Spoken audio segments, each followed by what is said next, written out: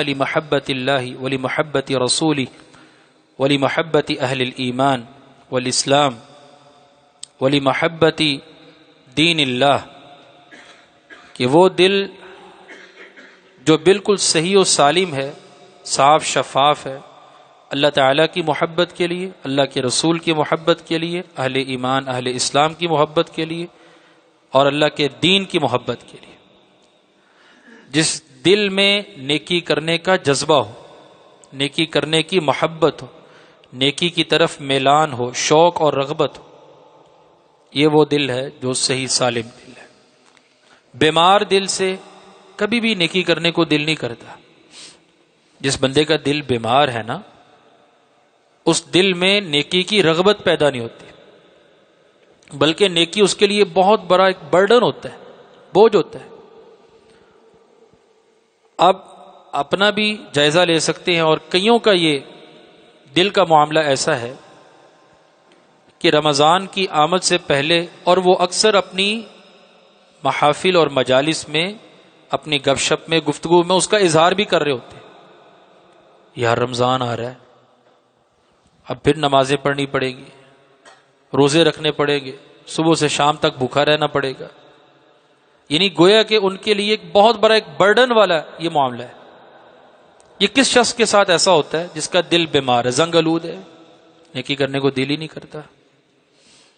بالکل ایسے ہی جیسے رسول اللہ صلی اللہ علیہ وسلم نے فرمایا،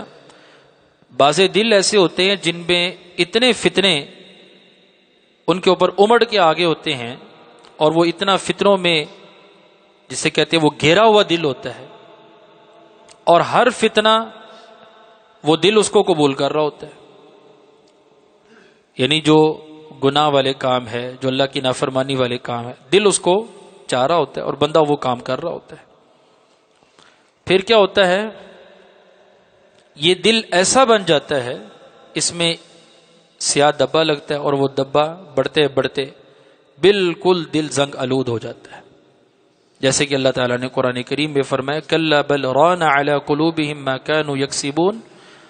ہرگز نہیں، بلکہ بعض تو لوگ ایسے ہیں کہ ان کے دلوں پر زنگ چڑھ چکا ہے، بسبب اس کے کہ جو ان کے برے اعمال تھے۔ اور آپ علیہ الصلوۃ والسلام نے فرمایا، پھر وہ دل ایسا ہوتا ہے کالکوز مجخیہ لا یعرف معروفا ولا ینکر منکرا، جیسے کسی گلاس کو، کسی برتن کو آپ اوندے منہ کر کے رکھتے ہیں، الٹا کر کے رکھتے ہیں۔ اب ایسے گلاس میں اوپر سے آپ مشروب ڈالیں، جو مرضی ڈالیں، جتنا بھی قیمتی مشروب کیوں نہ ہو، وہ اس گلاس میں، اس برتن میں جائے گا ہی نہیں۔ تو کتنے لوگوں کے دل کی ایسی کیفیت ہوتی ہے کہ کتنا بھی خوبصورت موقع کیوں نہ ہو، کتنی بھی عظیم نیکی کیوں نہ ہو، دل چاہتا ہی نہیں وہ کرنے کو۔ اللہ معاف فرمائے، اللہ ہمارے دلوں کی ایسی کیفیت نہ بنائے، جسے پتہ ہی نہیں ہے کہ معروف کسے کہتے ہیں، نیکی کسے کہتے ہیں، نیکی کے اندر لذت کیا ہوتی ہے، مٹھاس اور چاشنی کیا ہے، نیکی میں سکون کتنا ہے، جس کو پتہ ہی، جس دل کو پتہ ہی نہیں ہے۔ وَلَا يُنْكِرُ مُنْكَرًا، اور جس دل کو برائی کا بھی نہیں اندازہ ہے کہ برائی میں کس قدر قباحت ہے، خباثت ہے، گندگی ہے، اور کس قدر جسے کہتے ہیں وہ اللہ تعالیٰ کو یہ ناراض کر دینے والا عمل ہے، ناخوش کر دینے والا عمل ہے، اور اس سے میری زندگی میں بے سکونی کس قدر بڑھے گی، اسے پتہ ہی نہیں ہے، بس وہ نیکیوں سے دور ہے اور گناہ کی طرف مائل ہے۔ تو یہ پہلے دل بیمار ہوتا ہے، جیسے کہ امام ابن قیم رحمۃ اللہ نے دلوں کی تقسیم بنائی ہے قرآن و سنت کی روشنی میں۔ پھر یہ بیماری کا جب بندہ علاج نہیں کرتا تو بیماری زور تو پکڑتی ہے نا، پھر وہ ایک کینسر بن جاتا ہے۔ کوئی بھی بیماری جس کا بر وقت علاج نہیں کر رہے، تشخیص نہیں کر رہے، اس کا ٹریٹمنٹ نہیں لے رہے، تو پھر آہستہ آہستہ وہ بیماری اپنی جڑ پکڑتی، اور پھر وہ کسی اور بڑے مرض کے اندر مبتلا ہو جاتی ہے۔ بعض ایسے امراض ہوتے ہیں کہ جس کے بعد پھر انسان کی زندگی کی بقا ہی نہیں رہتی، بس انسان اپنی زندگی سے ہاتھ دھو بیٹھتا ہے۔ اسی طرح دل کا معاملہ ہے، اگر دل کی بیماری کا ہم نے بر وقت علاج نہیں شروع کیا، ایسی روحانی محافل و مجالس ان میں ہم شرکت نہیں کرتے، اور پھر اس کا روحانی علاج نہیں لے رہے، روحانی دوا نہیں لے رہے تو پھر یہی بیماری بڑھتے بڑھتے بالکل وہ زنگ والی کیفیت بن جاتی ہے، اور پھر مہر بند بھی کئیوں کا دل ہو جاتا ہے، دلوں پر جس کو کہتے ہیں نا تالے پڑ گئے ہیں، تو کئیوں کی ایسی کیفیت بھی بن جاتی ہے۔ تو اس لیے رمضان کے استقبال میں سب سے پہلی اور بنیادی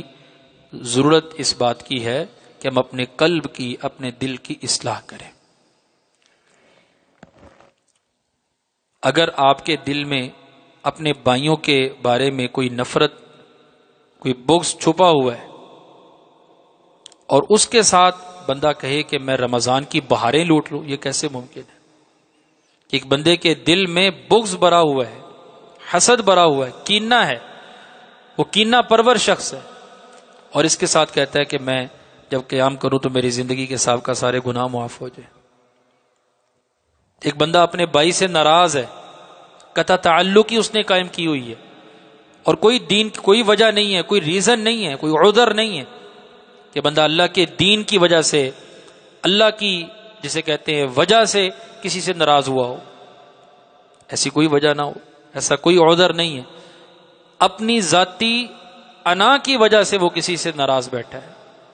اور اس کے ساتھ وہ کہتا ہے کہ جب میں روزہ رکھوں گا تو میرا اجر محفوظ ہوگا اور مجھے قیامت کے دن اللہ اجر دے گا۔ ایسا نہیں ہے۔ اپنے دل کی اصلاح کریں، دل کی تطہیر کریں، دل میں اللہ کی محبت کو پیدا کریں، اور اللہ کی محبت کی وجہ سے ہر اس کام کو اپنے دل کے لیے پسندیدہ بنائیں جو اللہ کو پسند ہے۔ یہ ہے دل کی اصلاح۔